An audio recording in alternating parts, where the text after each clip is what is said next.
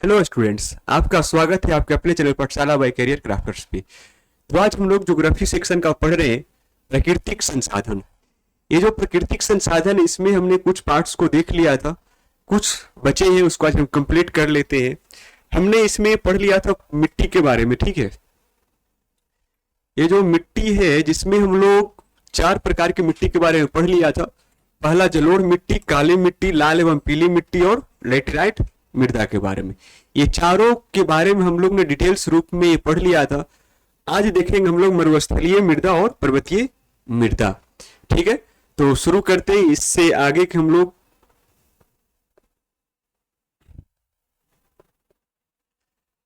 मरुस्थलीय मृदा हम लोग को पढ़ना है ना। चलिए, यहां से हम लोग पढ़ेंगे मरुस्थलीय मृदा, डिजर्ट सॉइल, ठीक है। ये हमारा मरुस्थल, ठीक है, जहां रेत ही रेत सिर्फ है। किराए जो मरुस्थलीय मृदा है ना, इस मृदा का विकास लंबी शुष्क ऋतु, अल्प वर्षा, ह्यूमस रहित बलुई मिट्टी वाले क्षेत्रों में होता है।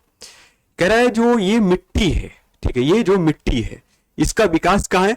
जहां लंबी शुष्क ऋतु, जहां कम वर्षा होता है, कह रहा ह्यूमस रहित बलुई मिट्टी है, वहां पर मरुस्थलीय मृदा का निर्माण होता है। कहते इस प्रकार की मिट्टी पश्चिमी राजस्थान, सौराष्ट्र, कच्छ, पूर्वी हरियाणा और दक्षिणी पंजाब में है, ठीक है। कह रहा है ये जो मिट्टी है, मरुस्थलीय मिट्टी है, इसका विस्तार कहां कहां है? तो राजस्थान, सौराष्ट्र, कच्छ, हरियाणा और पंजाब में, ठीक है। चलिए आगे। इस मिट्टी का रंग लाल या हल्का भूरा होता है। कह रहा है जो मरुस्थलीय मिट्टी है ना, इसका रंग कैसा होता है? लाल या हल्का भूरा होता है। कह रहा है इसमें सिंचाई की व्यवस्था कर हम लोग कपास, चावल, गेहूं का उत्पादन कर सकते हैं। कह रहे जो मरुस्थलीय मृदा है ना, उसमें हम लोग सिंचाई की व्यवस्था करेंगे। किस चीज का व्यवस्था करेंगे? तो सिंचाई का। तो क्या क्या उगा सकते हैं हम लोग उसमें? कपास उगा सकते हैं, चावल की खेती कर सकते हैं, गेहूं का खेती कर सकते हैं, ठीक है।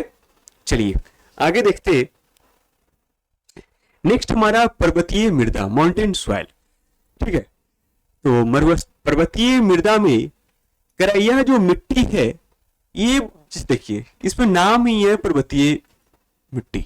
जहां पर्वत पहाड़ होगा वहीं पर इस मिट्टी को हम देख सकते हैं। तो वही लिखा है, इस प्रकार की मृदा प्राय पर्वतीय और पहाड़ी क्षेत्रों में देखने को मिलती है।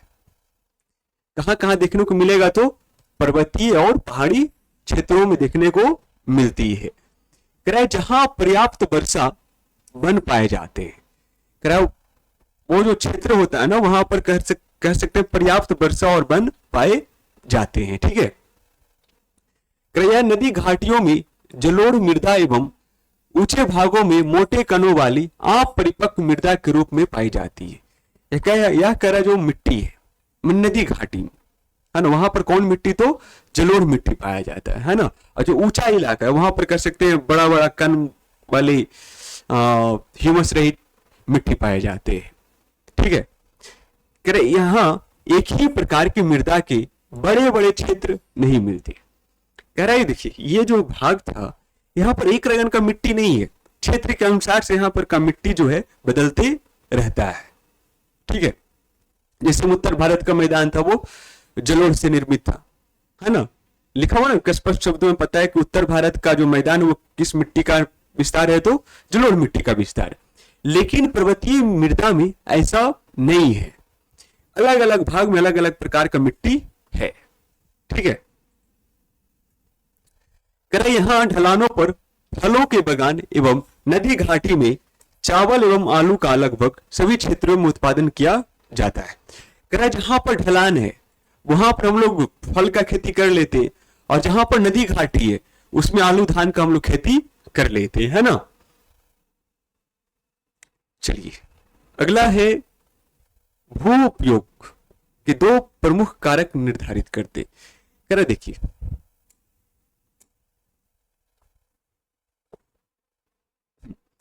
भू उपयोग के दो प्रमुख कारक निर्धारित करते हैं। भौतिक कारक और दूसरा मानवीय कारक। भौतिक कारक भू आकृति, जलवायु तथा मृदा को सम्मिलित किया जाता है। भौतिक कारक में हम लोग किसको किसको सम्मिलित करते हैं, तो भू आकृति, जलवायु और मृदा को। ठीक है, नेक्स्ट है मानवीय कारक। मानवीय कारक में जनसंख्या घनत्व, प्रौद्योगिकी क्षमता, संस्कृति एवं परंपरा इत्यादि शामिल किया जाता है। मानवीय कारक मतलब जो मानव से संबंधित हो, वही ना, जो मानव से संबंधित क्रियाकलाप है उस किस में रहेगा, मानवीय कारक में रहेगा। ठीक है,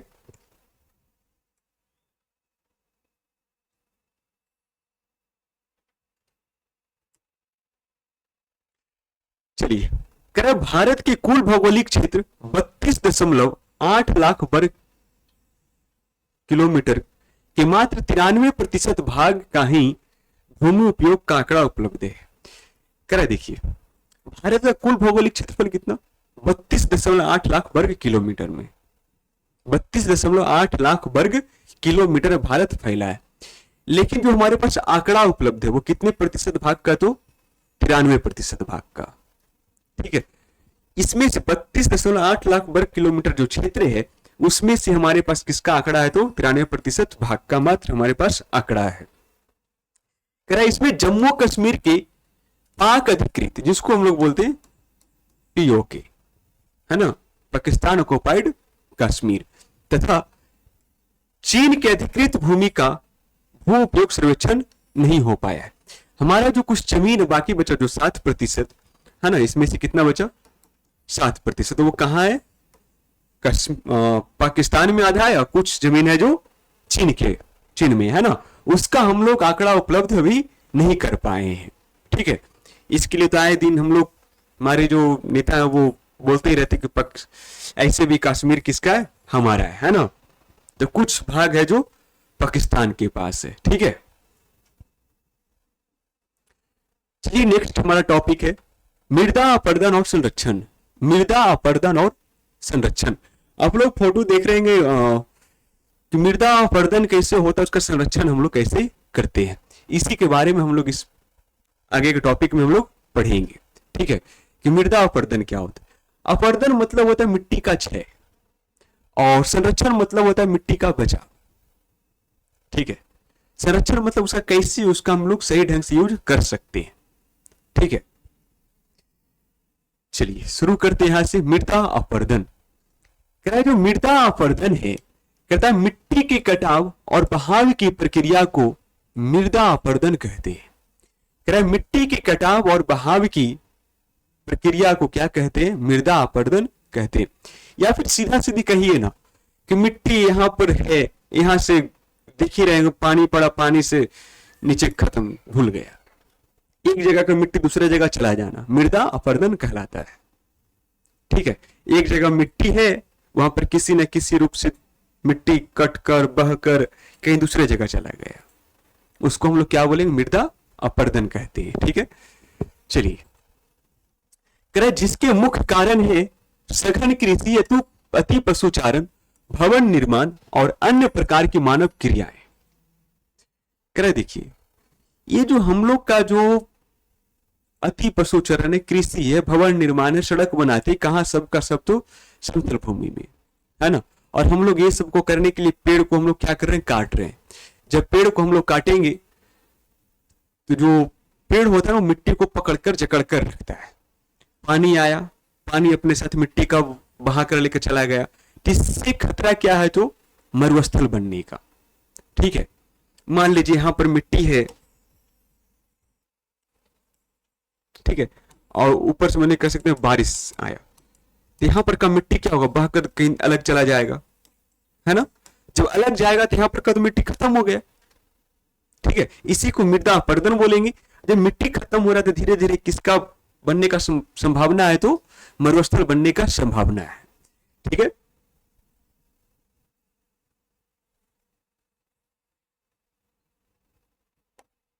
वही लिखा है नीचे में कि मृदा अपरदन से मरुस्थल बनने का खतरा है। मृदा अपरदन से क्या बनने का खतरा है, तो मरुस्थल बनने का खतरा है।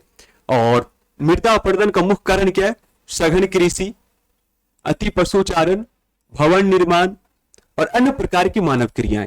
अन्य प्रकार की मानव क्रियाएं मतलब कि सड़क बना देना, रेलवे ट्रैक बिछा देना, कृषि वाले क्षेत्र में फैक्ट्री बना देना, ये सब का सब किसका रूप है? तो मृदा अपरदन का। ठीक है, पेड़ कटाई करना, कुछ फायदे के लिए पेड़ को काट देना। ठीक है, तो आप लोग मृदा अपरदन समझ गए होंगे। मृदा के कटाव और बहाव की प्रक्रिया को हम लोग क्या कहते हैं? मृदा अपरदन कहते हैं। ठीक है, चलिए नेक्स्ट है मृदा संरक्षण। मृदा संरक्षण मतलब मिट्टी का रख रखाव बचाव कैसे किया जा सकता है। ठीक है, ये देखिए इसमें कुछ आप लोग देख रहे होंगे,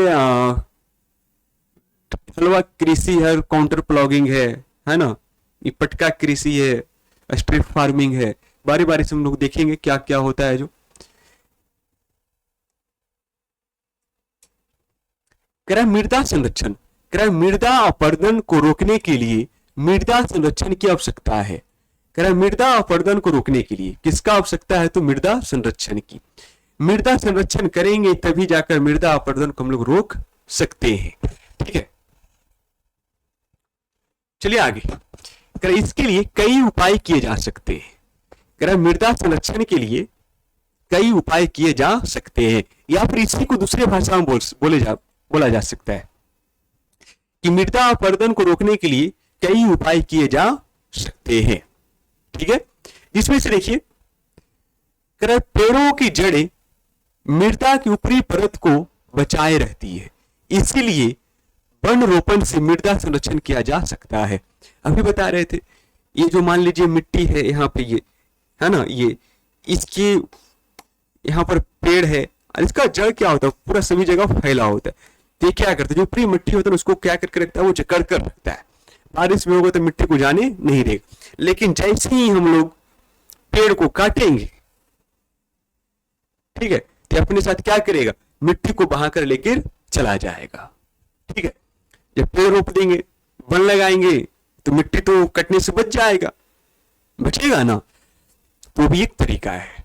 अगला, ढलान वाली जगहों पर समोच्च जुताई, काउंटर प्लॉगिंग से मृदा के अपरदन को रोका जा सकता है। काउंटर प्लॉगिंग ऐसे गोल गोल इस तरीके से। ठीक है, आप लोग खेत में देखे होंगे जहां हवा चलता है वहां पे ढाल, ओ सॉरी,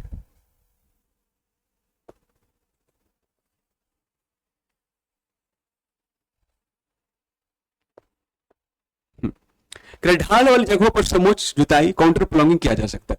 मैंने कि देखते हुए एक सीढ़ीनुमा खेती होता है, एक हम लोग इस तरीके से सीढ़ीनुमा नहीं है, ढलाव नीचे की ओर, एक है काउंटर प्लॉगिंग से गोल गोल तरीके से होता है।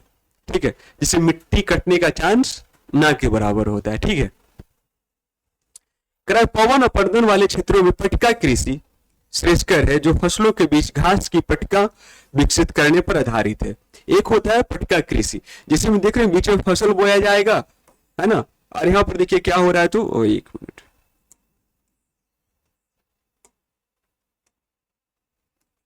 यहां पर देखिए ये घास का पट्टी है बीच में, है ना, और इसके जस्ट बगल में क्या है? मिट्टी है। यहां पर हम लोग क्या कर सकते हैं? खेती कर सकते हैं। जहां हवा चलेगा तो मिट्टी यहां से वहां जाने की भी संभावना नहीं है। ठीक है, तो वही कहता है जो पटका कृषि होता है। कौन कृषि? पटका कृषि। वो पवन अपरदन वाले क्षेत्रों में पटका कृषि किया जाता है, जिसमें जो फसल के बीच घास की पटका विकसित करने पर आधारित है। ठीक है, रसायन का उचित उपयोग कर मृदा का संरक्षण किया जा सकता है। रसायन का भी उपयोग करके हम लोग मिट्टी का संरक्षण कर सकते हैं। ठीक है,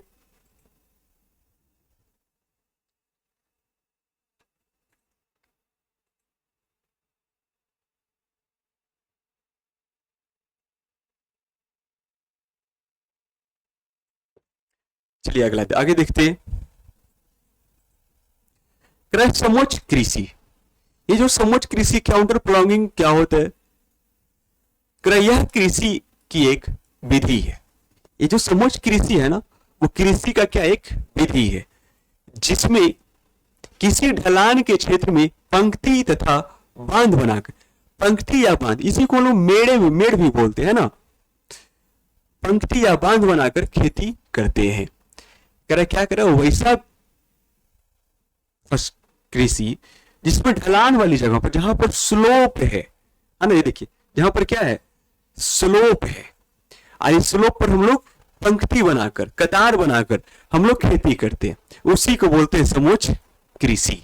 ठीक है, इस तरह का खेती करने का सबसे बड़ा फायदा यह होता है कि इससे पानी का प्रवाह का कोई प्रभाव तथा मिट्टी का कटाव भी नहीं होता है। इसमें क्या होता है कि जो पानी का प्रवाह है ना, उस पर कोई प्रभाव नहीं पड़ता है और मिट्टी का कटाव भी नहीं होता है। किसमें? समोच्च कृषि में। ठीक है, समोच्च कृषि कहां करेंगे? तो ढलान वाली जगह में, और ढलान वाली जगहों में कैसा, उसमें पंक्ति बनाकर करते हैं ना, पंक्ति कतार, और उसी को लोग मेड़ बनाकर भी कहते हैं।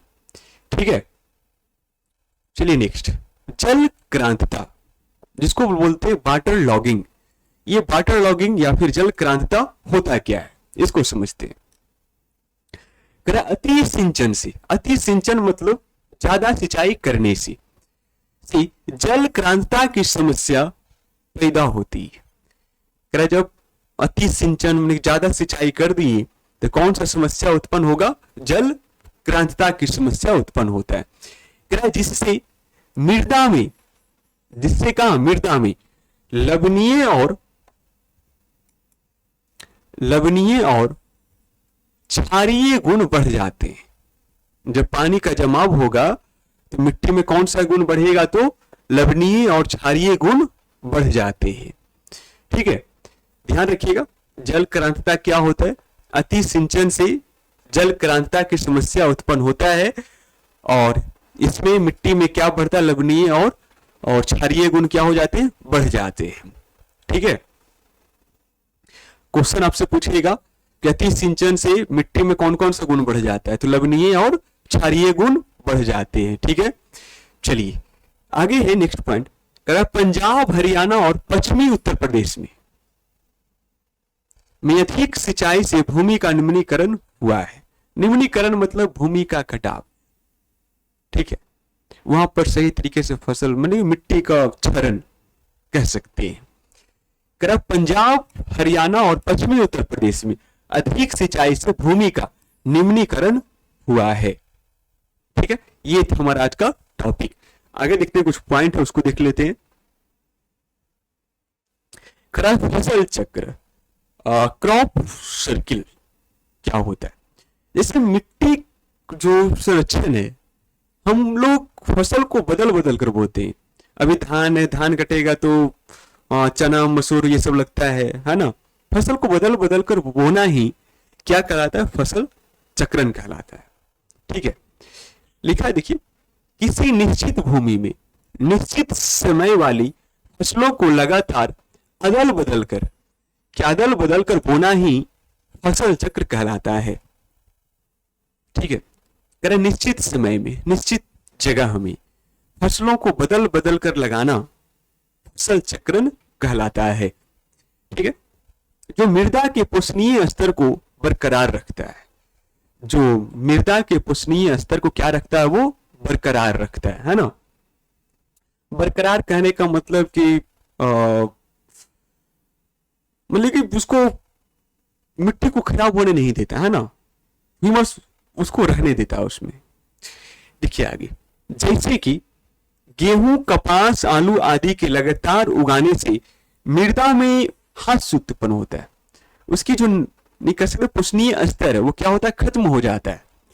लेकिन और तिलहन दलहन पौधों की खेती के द्वारा पुनः प्राप्ति किया जा सकता है। ठीक है, पुनः प्राप्ति किया जा सकता है।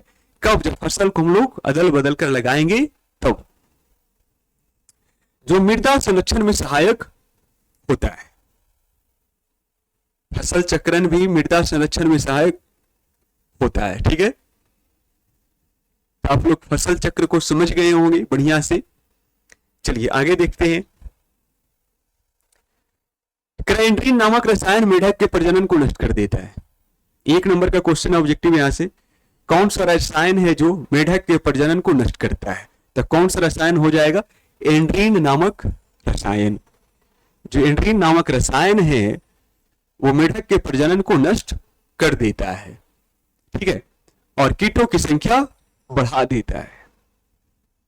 अब जिसमें देखिए, जब मेढक प्रजनन करेगा नहीं, मेढक की संख्या बढ़ेगा ही नहीं, तो कीटों की संख्या क्या हो जाएगा? बढ़ जाएगा। अगर मेढक नष्ट नहीं होगा तो मेढक क्या करेगा? ये कीट पतंग को क्या करेगा? वो खा जाएगा। तो कीट तो बढ़ेगा नहीं फिर, है ना। ये रसायन भी हमारे लिए क्या है? हानिकारक है, ठीक है। तो वही कह रहा है, एंड्रीन नामक जो रसायन है वो मेढक के प्रजनन को नष्ट कर देता है और कीटों की संख्या को बढ़ा देता है, ठीक है। तो ऐसा नहीं कहिएगा कि जो रसायन है वो कीटों को बढ़ा देता है, वो नहीं। जब मेढक नहीं रहेगा तो कीट बढ़ेगा, अगर मेढक रहेगा तो वो कीटों को नाश्ता बना करने लिए करेगा, और क्या नहीं। तो क्या होगा? वहां से कीट उत्पन्न ज्यादा होगा ही नहीं।